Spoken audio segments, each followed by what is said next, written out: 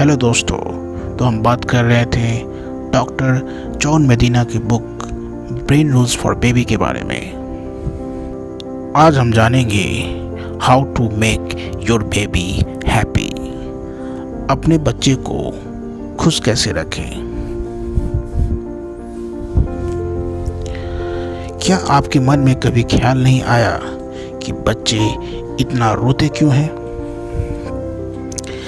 जब एक बच्चा छोटा होता है तो उसके ब्रेन में कई सारी एक्टिविटी चल रही होती है।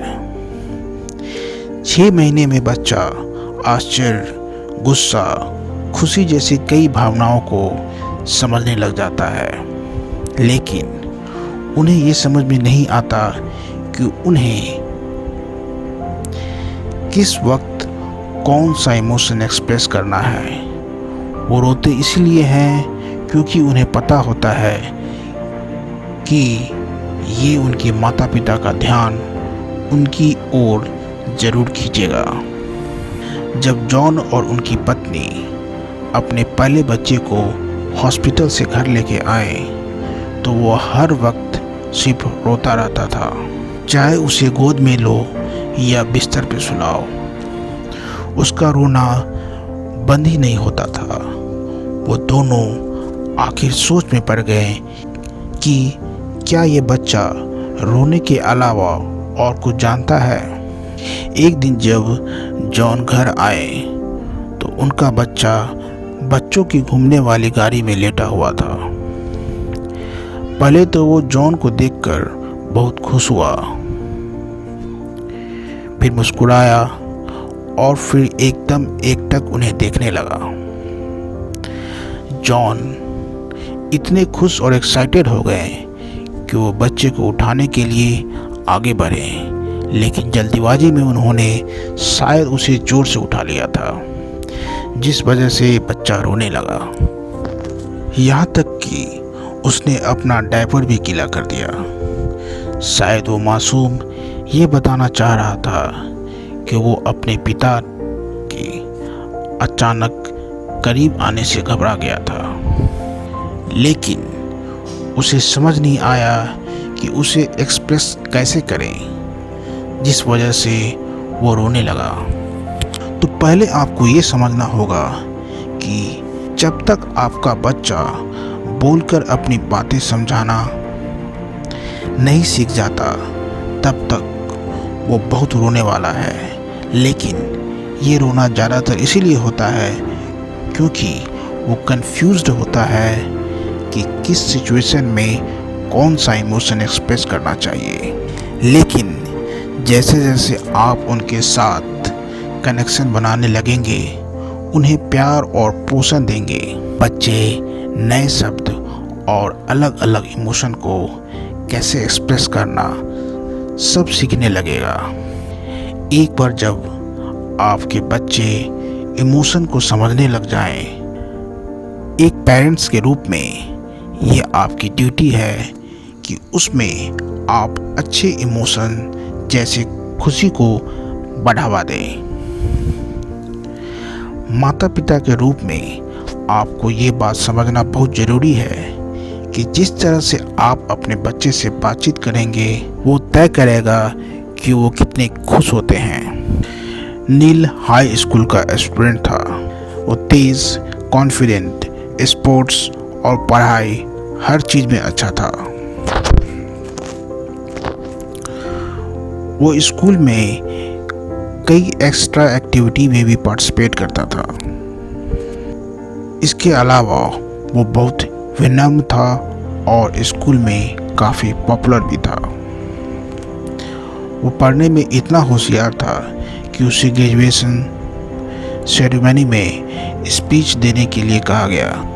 लेकिन क्या वो सच में इतना अच्छा होने का नाटक कर रहा था या वो सच में परफेक्ट था? रिसर्च से पता चला है कि नील जैसे बच्चे कुछ अलग होते हैं। उनमें अपनी भावनाओं को कंट्रोल करने की एक अनजान और गजब की ताकत होती है, और ऐसा वो अक्सर अनजाने में ही करते हैं। नील जैसे बच्चे खुद को जल्दी से शांत कर लेते हैं। स्कूल में दूसरों बच्चों के साथ हमदर्दी से पेश आते हैं और अपने माता पिता की बात भी मानते हैं। वो झगड़ालू या मारपीट करने वालों में से नहीं होते। वो स्कूल में अच्छा परफॉर्म करते हैं और बहुत कम डिप्रेशन या चिंता का शिकार होते हैं। कोई भी बच्चा परफेक्शन लेकर पैदा नहीं होता। नील की माता पिता ने उसे जैसा माहौल दिया, उसके साथ जैसा व्यवहार किया, उस वजह से नील इतना समझदार और अच्छा लड़का बना था। नील जैसे बच्चों के माता पिता पर किए गए एक रिसर्च से कई बातें सामने आई जो उन सब में कॉमन थी। पहला था भावनाओं को अच्छी तरह से मैनेज करना। तो आप अपने बच्चे की इमोशनल लाइफ के साथ कैसे डील करते हैं?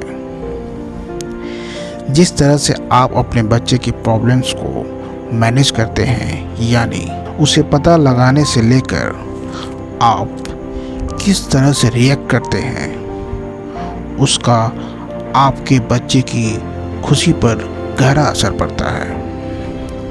माता पिता के तौर पे आप में ममता तो होनी चाहिए, लेकिन थोड़ा सख्त भी होना चाहिए।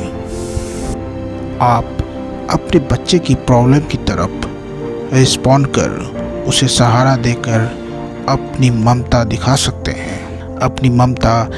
सकते हैं, लेकिन आप उससे अच्छा व्यवहार करने की डिमांड भी कर सकते हैं। एग्जाम्पल के लिए, जब आपका छोटा सा बच्चा कोई गलती करता है तो आप उसे सरल लेकिन मजबूती से नो कर सकते हैं। उस पर चिल्लाएं नहीं, न ही हाथ उठाएं। बस आपको समझदारी से अपने बच्चे के लिए लिमिट सेट करनी होगी। एक और बात, हमेशा शांत बने रहें। अगर आपका बच्चा ज़मीन पर सारा खाना बिखेर भी दे, तब भी अपने गुस्से पे काबू रखें। आपका बच्चा अपनी भावनाओं को किसी और से नहीं बल्कि आपको देखकर सीखेगा। बच्चे स्पंज की तरह होते हैं। वो अपने आसपास हो रही चीज़ों को बड़े गौर से देखते हैं और सोख कर अपने अंदर उतार लेते हैं। इसीलिए अपने बच्चे के आसपास समझदारी से व्यवहार करें। तो आइए अब कंक्लूजन पे आते हैं। तो आपने जाना कि आपके बच्चे के ब्रेन का पोटेंशियल तब से डेवलप होना शुरू हो जाता है जब वो आपके गर्भ में होता है। वो कितना स्मार्ट होगा ये उस पर डिपेंड करता है कि आप क्या खा रहे हैं और कितना खा रहे हैं। अगर आप पौष्टिक खाना खाते हैं तो आपके बच्चे का ब्रेन बड़ा हो जाता है और उसका IQ भी बढ़ जाता है। आपने ये भी जाना कि बच्चे सुरक्षा के लिए तरसते हैं। जब वो आपके आसपास सुरक्षित महसूस करेंगे, तब वो आपसे एक मजबूत रिश्ता बना पाएंगे। जब उन्हें अपने माता पिता या देखभाल करने वाले से लगाव नहीं मिलता है, तब उनके शरीर और ब्रेन में कई तरह की बीमारियां पैदा होने लगती है, जो बड़े होने तक उनके साथ बनी रहती है। आपने ये भी सीखा कि आप जिस माहौल में अपने बच्चे की परवरिश करते हैं, वो आपके बच्चे की स्मार्टनेस का 50% हिस्सा होता है। अपने बच्चे के लिए प्यार और सपोर्ट से भरा घर बनाने की कोशिश करें। बेशक हो सकता है कि आप उन्हें दुनिया की हर सुख सुविधा न दे पाएं, उसमें कोई बुराई नहीं है, लेकिन यकीनन आप उन्हें प्यार, अपना अटेंशन और सपोर्ट दे सकते हैं। आपने ये भी समझा कि बच्चे इस बात को लेकर कंफ्यूज रहते हैं कि उन्हें कौन सी भावना एक्सप्रेस करनी चाहिए, इसीलिए वो हमेशा रोते रहते हैं। लेकिन आपकी मदद से आपका बच्चा सीखेगा कि भावनाओं को कैसे मैनेज करें। खुश, स्मार्ट और अच्छे व्यवहार वाले बच्चे को बड़ा करने के लिए हमेशा शांत बने रहें और उनके लिए एक लिमिट सेट करें।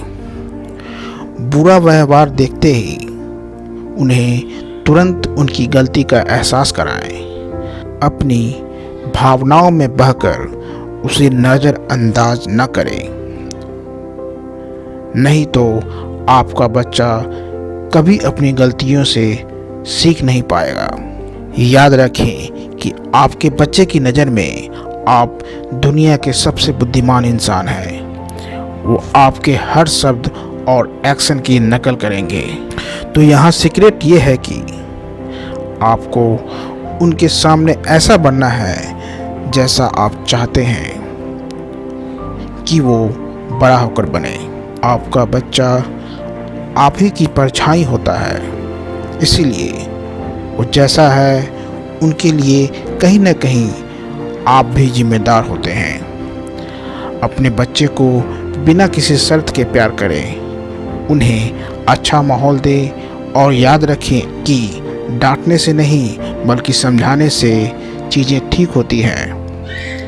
बचपन के ये लगाव आपके रिश्ते को आगे भी मजबूत बनाए रखेगा और आपकी ज़िंदगी को प्यार से भर देगा। आपके बच्चे की ज़िंदगी का सफ़र घर से शुरू होता है, बाहर की दुनिया में वो बाद में निकलता है। इसीलिए दुनिया की फिक्र बाद में करें, पहले उसे घर पर अच्छा माहौल दें। धन्यवाद।